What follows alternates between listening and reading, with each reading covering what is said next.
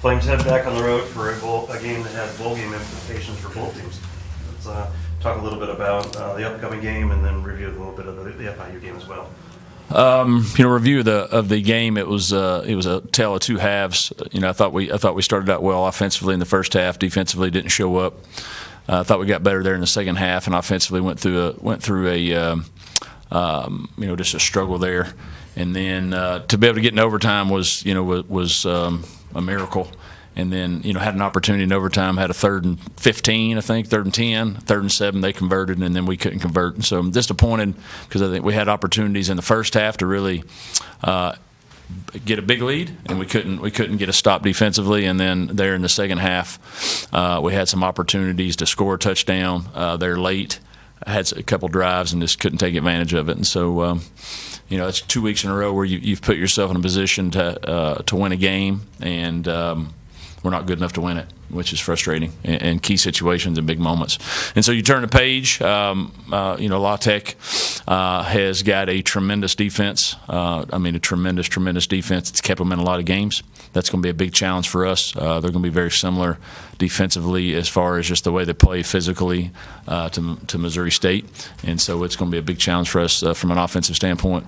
Defensively, they've had to rotate a bunch of quarterbacks, had some injuries. I think they might have had another one, if I'm not mistaken. And so, they play fast, a lot of tempo. And so we're going to have to do a good job of getting our cleats in the ground and making sure we're aligned and not getting beat by misalignments. Obviously, it's a huge game. You mentioned bowl implications. We're up against the wall, backs against the wall. We got to win, or we don't have the opportunity to go there in the same situation that they've got 2 chances to win, to get bowl eligible. And so it's a big one, and our guys understand that. Feels like in big moments. I remember Christian Bodner mentioned after the game tonight there were some communications issues on defense a little bit. Have you noticed in big spots? I'm sure you do, but without Joseph Carter out there, you notice that there's some communication issues. Have you noticed that there's some kind of extra things you're missing out on, maybe on some of the big situations that are causing other teams to extend drives and maybe come up with like game-winning drives and stuff like that? Yeah, I do think we've had some challenges where we beat ourselves because of. Whether it's a lack of communication, whether it's one person saying one thing, one person saying another, and you've got within your scheme, there's flexibility of your secondary to be able to put themselves in a certain call based off alignments and all those things, and so you got to do a great job of communicating. And I do think there's times there where. We haven't communicated, as part of that because Joe's not out there, a guy that's been doing it for a while, maybe, but also we played, 2 games without him, so that can be an excuse. End of the day, you guys got to do their jobs. Coaches got to do a better job of making sure the communication's there. But there were certain times where maybe we had a miscommunication that led to a first down or a big play or something that extended a drive or some of those things. We didn't have any. In overtime. They just we just didn't do a good enough job there. On the 3rd and 15, was that what happened there? Where Stone converted late in the fourth quarter? It wasn't necessarily miscommunication. We had a call on. They motioned, and when they motioned, CJ blitz, which he was supposed to. We were supposed to have a little bit better alignment. Probably not the best call. Coach Krantz will tell you that. He probably wishes he had a different call on. And so once they motioned, we just didn't do a good enough job of getting hands on people. We were playing a 3 deep basically, and you got to get some hands on guys. Guys got some free release. We didn't get enough depth underneath. And this is a big play. Obviously, you feel like you get them off the field there. You got the 2-minute warning and the whole opportunity to go down there and either get a field goal or score a touchdown. So that necessarily wasn't a lack of communication, more of a technique. What about the 4th and 6 on offense, where you guys end up taking the delay of game and kicking the field goal for 2 minutes? Did the play call come in on time? Did he lose track of the play clock? What happened there? Yeah, we did not. We were going for it. We did not line up properly originally. Got everybody lined up. And getting ready to take a timeout, but time-wise we had like 4 or 5 seconds, and it looked like he was going to snap the ball, so we were fine. And then he decided last second he wanted to change the protection, and shouldn't have. and ended up I didn't take a timeout because I thought we were getting. It looked like we brought motion. Looked like we were getting ready to snap it, and so probably should have just took a timeout when it was all. We weren't aligned properly right away, but I felt like.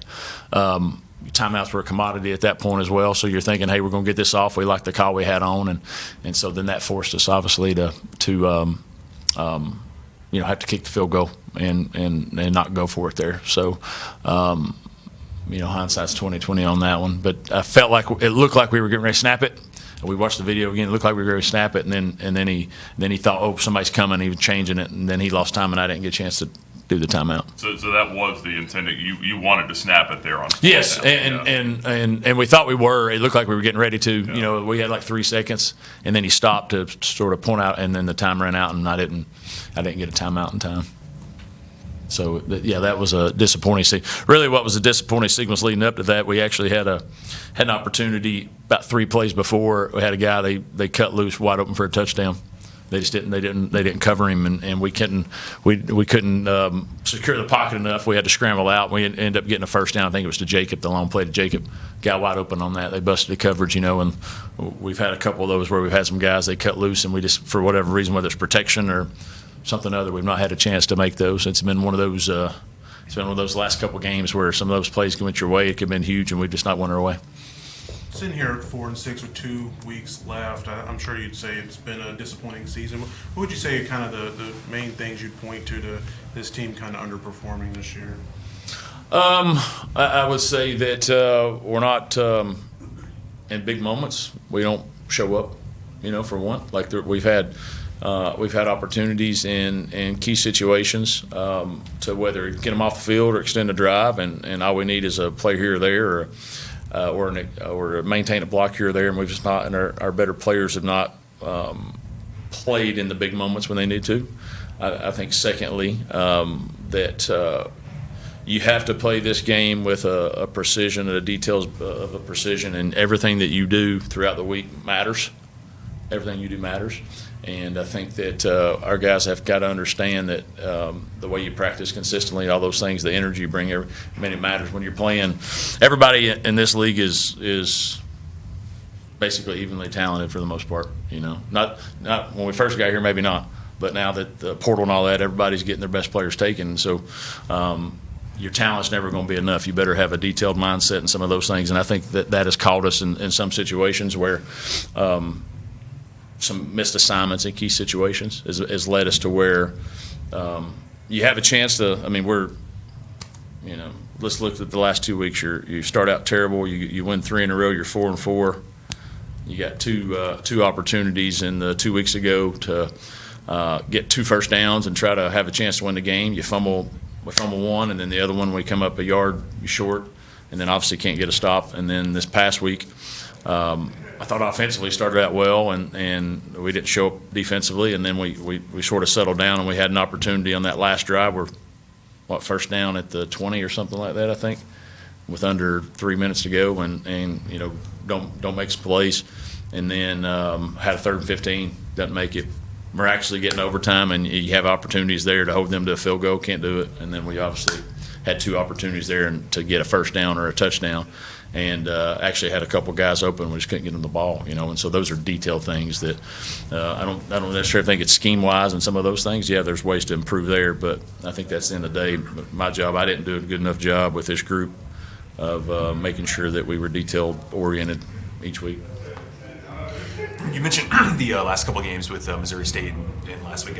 Ethan kind of struggled in big moments. I'm sure that's kind of a lot of the big thing. What do you want to see from him in the last 2 weeks, particularly, with the Louisiana Tech defense being really good? They're obviously really good against the run, so that kind of plays against one of the parts of his game. What do you want to see out of him, in these last 2 games that would really look like progress as far as opposed to the last? I think a couple of things is one is consistency in play. Like if you put together a highlight tape. There's some good things where he's done some good things, and then you can put together some things where, hey, why are you doing that? And so consistency in play, and then 2, don't let the pass rush, or maybe we struggle here or there. Don't let that affect your play. right? Does that make sense? I think as a quarterback, there's so much you got on you, and you got to worry about what you can control. And I think sometimes when other guys maybe aren't doing their thing all the time, you can't let that affect your play. Does that make sense? And so those are two areas he definitely needs to improve on: taking care of the football and just the consistency each week. And sometimes, as I said, some plays, like one of the plays there versus FIU early in the game, he throws a third down. He got three guys in his face, and he throws an unbelievable ball to Tyson on the sideline. I mean, a great play, you know. But then they're in the fourth quarter, the curl or whatever, throwing the ball behind the body, just you throw it away, right? The experience piece of he's played some football. He needs to handle the use that experience that he does have in a better way, you know. I think he's put so much pressure on himself to make every play, and that's hurt him. You mentioned Louisiana Tech's defense. What did they try to do to you on that side of the ball? One, they're a robber team, you know, similar to Delaware and Old Dominion. They play it differently. They're big, they're fast, and they cause a lot of havoc. I think where they really are good is they're obviously good in the box, but their secondary is probably the best secondary in the league. So they can sit on routes, they can play man to man, so they can control the line of scrimmage, and they force you into where they're really really good, which is trying to throw it, and with some of their guys, and so they do a good job of that. And so you got to be simple in what you do, and you got to know where they're coming from to make sure that you don't cut guys free. I know Liberty's never played in Ruston. I don't know if you have before. How challenging is it to maybe go to someplace new, just logistically speaking? You have to stay. You got to stay about an hour and a half away, which we've had to do that before at other places. That's never easy. But I haven't been there, and so anytime you have to drive a decent amount of time on the game of the day of the game, I think that's hard. 30 minutes, 45, okay. Once you get over an hour, it really throws off your schedule. There's a couple places like that 2 or 3 places you play that you have to do that in Conference USA, which is unique. But at the end of the day, it's a game. You got to go win, and you got to find a way to figure it out. So whether you're staying 5 minutes away or 15, or where you got to go play your best. So it'll be not being there before, just trying to find the layout. As a quarterback and players, you look where's the play clock, where's all the stuff you want to find out that's new, so you don't make mistakes of looking at that. And then besides that, you go figure it out.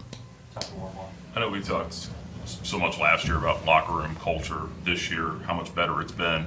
This point in the season, what are you seeing from these guys? 2 days after this, these last couple of games, and is this a group that's still believing they can get to a bowl game here at this point?